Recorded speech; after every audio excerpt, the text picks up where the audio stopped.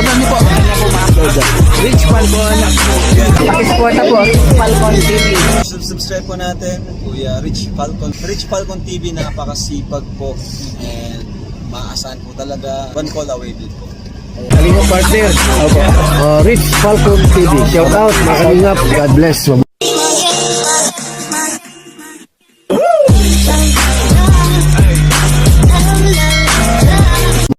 So yun po, isang mapagpalang umaga po sa ating lahat mga kapatid. At doon po sa mga nagre-request na makita rin yung baboy natin. Ito po, papakita ko po sa inyo yung baboy natin kung bakit sinasabi natin na medyo parang talagang nalakihan po nung mga baboy ni Kuya Ruel, yung mga baboy natin dito. Papakita ko na rin po sa inyo kung gaano po kalaki yung inahin. At saka yun yung magiging potential na laki ng mga baboy ni Kuya Ruel kapag po nag full grown na po sila. So ayan, maglilinis tayo ng tangkal at magpapakain din tayo ng baboy ngayon. And shout out po sa ating lahat dyan. Tingnan nyo po ito.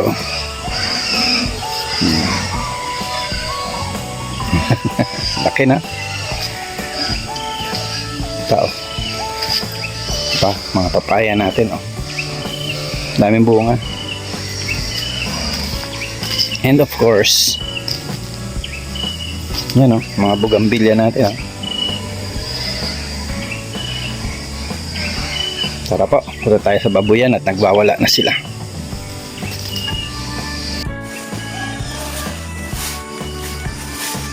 Sabi ang ingay nila.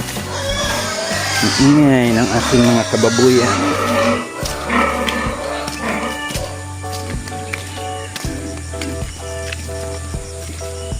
Yan po ang inahin natin naglalaway na. Pinali.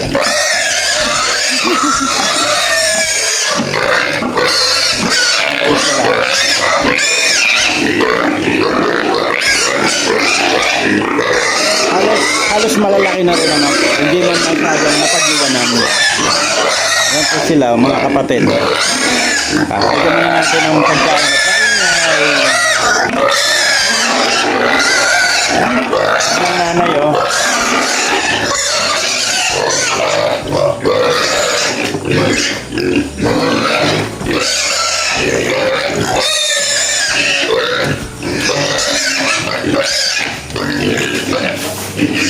Gabi, akala mo hindi lang pakain.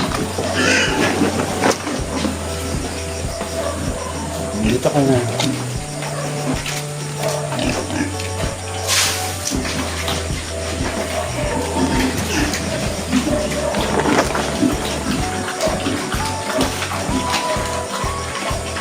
Ganyan naman po yung inahin natin sobrang laki na po yun.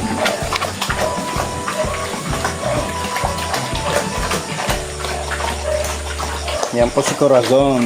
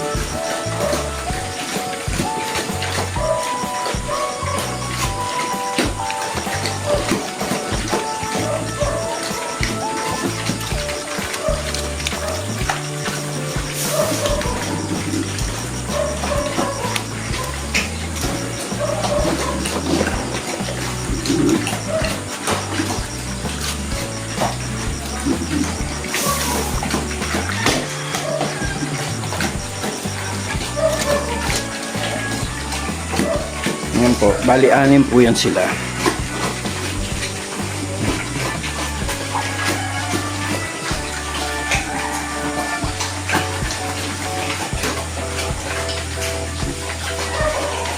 Isa, maglilinis tayo ng kulungan nila.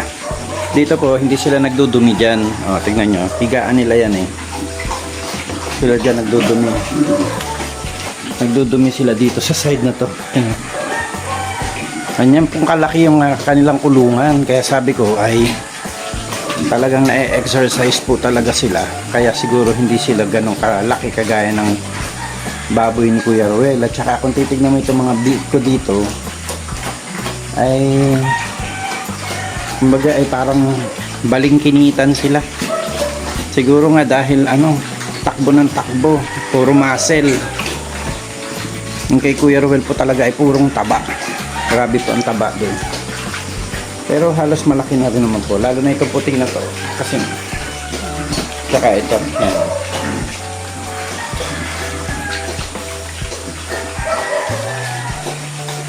Hindi naman po sila payat. Kumbaga ay siguro yung exercise nila kasi halos araw-araw. Laro yan ng laro. Tsaka nagkakagatan sila ng buntot. Tingnan niyo po ang nanay. Oh. Si Corazon. Grabe po. No? Kapag kain tong baboy ni Kuya Ruel ay nag full grown, ay ganito po ang kalaki. Ito po ay nasa 250 kilos. Ba, talagang pinakita mo pa talaga yung katawan mo ha. Hindi ka na lumapit ka pa talaga ha. Ikaw hoy, kumain ka. Ano nga abangan mo?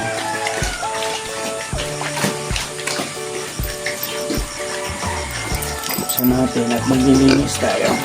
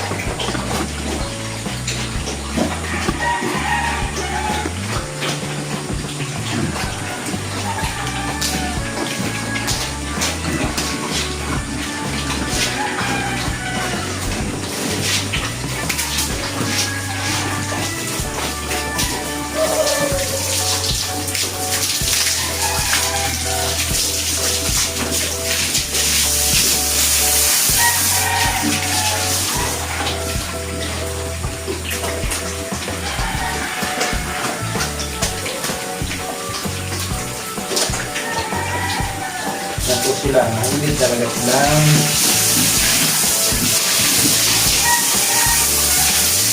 kaya po kapag may time ito pong kulungan na to ay hahatiin ko sa tatlo ito kasi sobrang lapad ko eh. Hatiin natin sa tatlo para kung sakaling magpapalaki tayo ng mga biik ulit.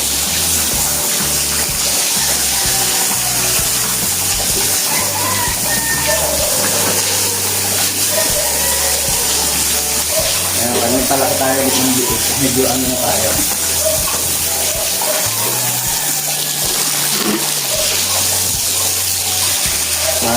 Natin sila ng gusto na masyadong magaslaw.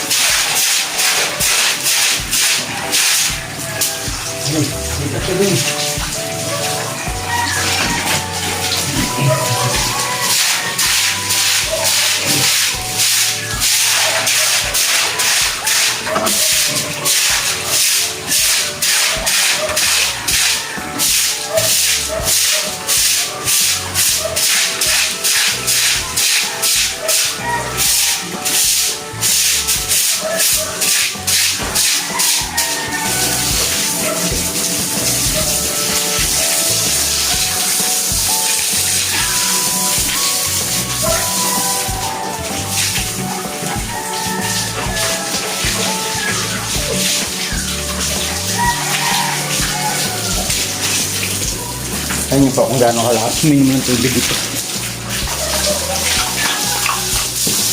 Malinis ang kulungan niya kasi nililinis ko po ito umagat hapon.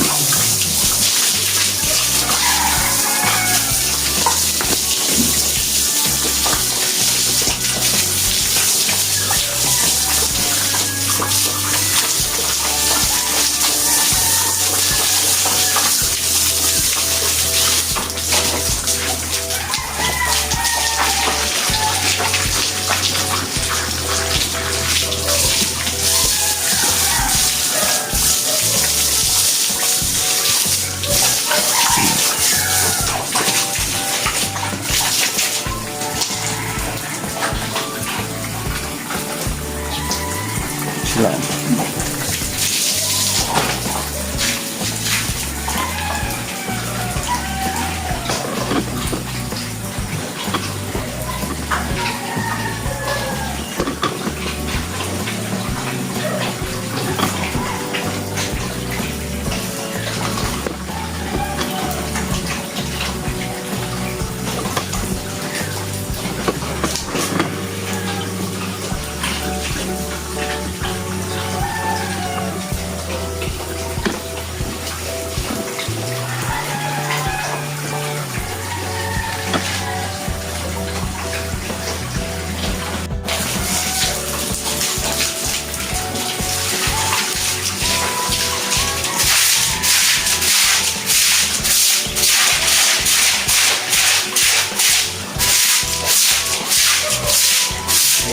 Natin ang kanilang pinulinan.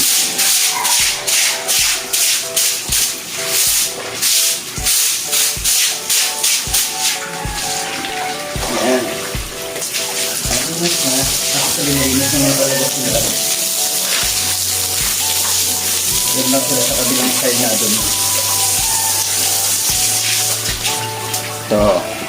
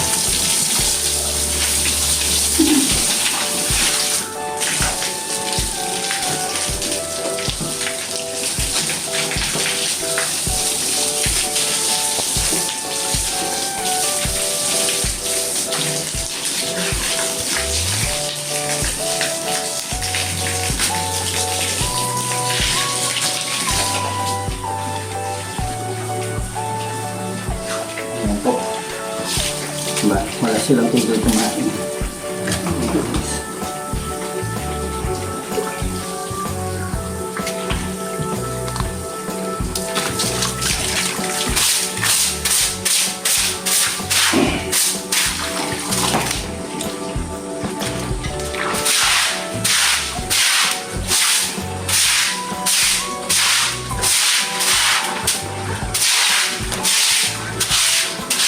Siguro dahil marami sila, paano sila sa pagkain,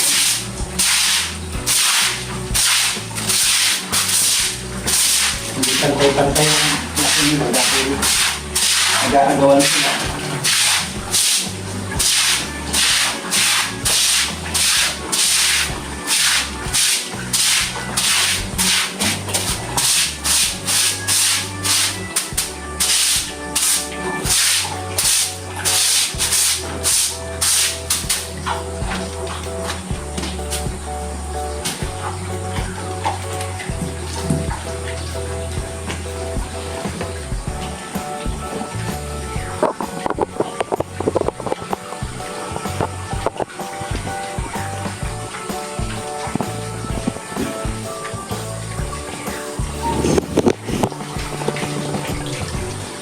Ayan, malinis na.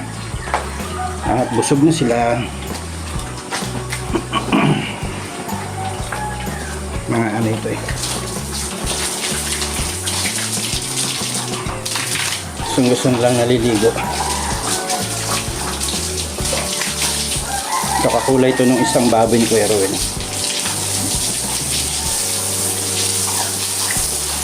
So, malinis na. Nalinis na natin dito.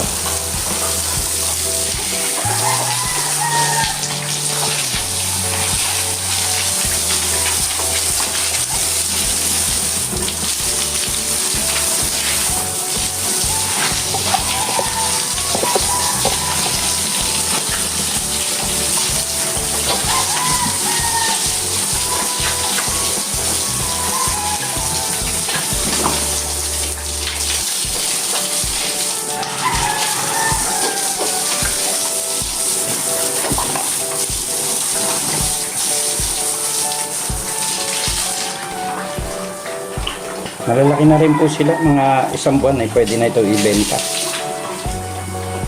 Tama-tama po ito ng September.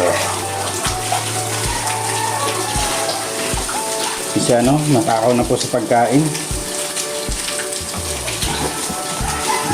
Medyo ano tayo sa pagkain dahil malakas sila.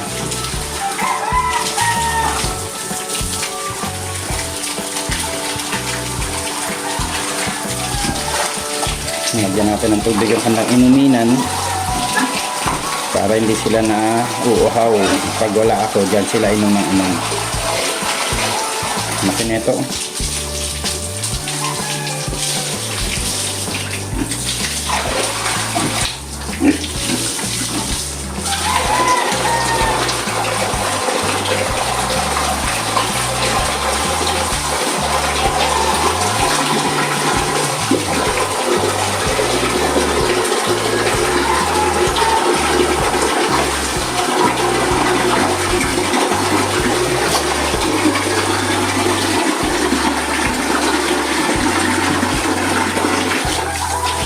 So, yan na po ang update sa ating mga baboy.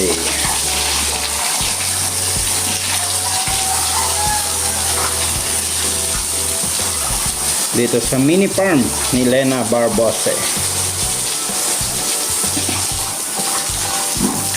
Actually, yung bake dyan ay 5 po dyan ang kay Lena Barbose. Bali, isa na lang po ang akin dyan na biik. Uy! Ligo ka na. Hindi ko mabasa kasi sila at kumakain. Hindi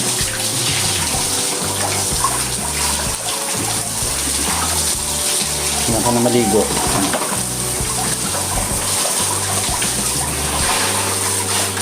Hinihiya mo yung tubig ninyo ah.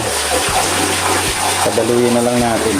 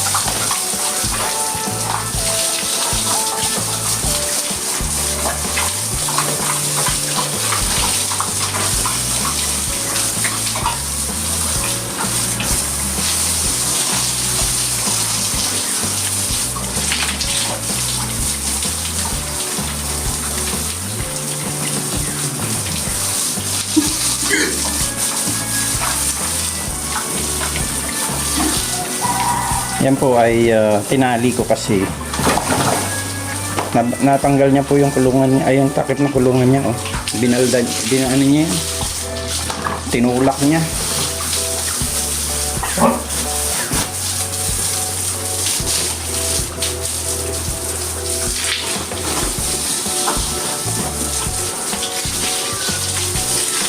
Pagka nadudumi sila, dito sila napunta. Naihi, nadumi.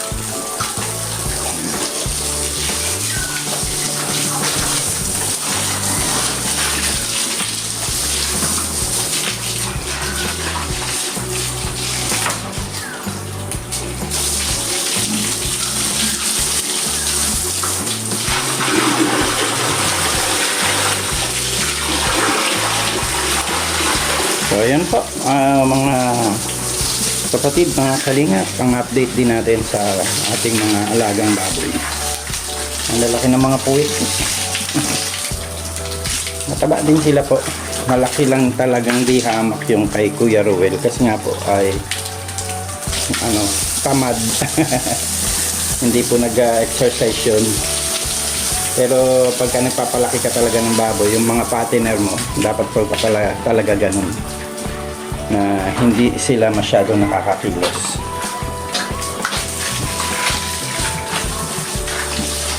Dito po, tatlo po ang babae pa dito. Ayan, isa, dalawa, ito, tsaka yung puti na yan. Sino po mga babae sa malalaki?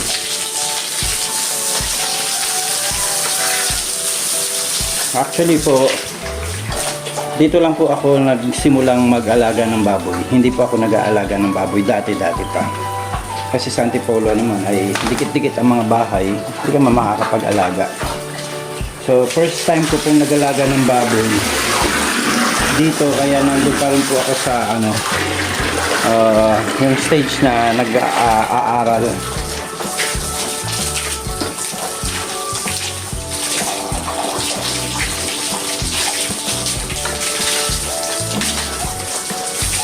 Nakakatuwa lang po kasi kapag ganito may tubig, hindi masyado mahirap mag-alaga ng baboy. Yan, importante po yan. So, kanina ko po nakatake ng kagat niya ho. Gusto niya maligo lagi.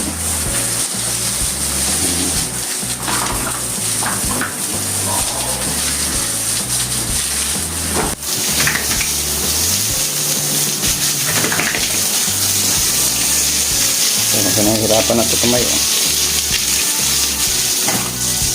Ayan po muna ang ating vlog for today's video. Para lang po dun sa mga nag-update, gustong mag-update para po makita rin nila yung baboy natin. Kasi nga naman, puro kila Kuya Ruel lang ang nakikita nila. So ito po ang kanilang ina. Pagka sila ay nag-full grown, ganyan po sila kalaki. Bigat na sa katawan niya. Ang lapad ng likod, oh. Bait po yan. Ayan, nakita niyo na po yung ating mga babuyan, yung ating mga alaga. Kayo na pong balang mag-compare kay Kuya Ruel sa mga alaga ni Kuya Ruel. Pero yan po yung ating mga inaalagaan dito ngayon. And soon, mga 1 month na lang, ay lilipad na po ito mga ito. Ibebenta na natin sila. Yan, thank you so much po. Magandang buhay. Portahan po natin Aljos Eagle. Lena Barbosi po. Yan ang may-ari nitong mini farm. At syempre, ayan, maraming salamat sa lahat ng mga sponsors natin. At sa mga viewers. Ayan, sa mga masugid nating taga-subaybay sa ating mga vlogs. Yeah, maraming po salamat. Magandang buhay. Happy Sunday. God bless. Shalom. Kinakagat yung chinelas ko. So, ay talaga ito mga ito. Yeah.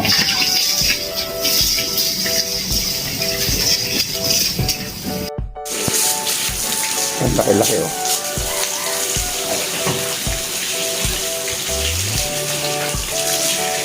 Gusto nga umiinom.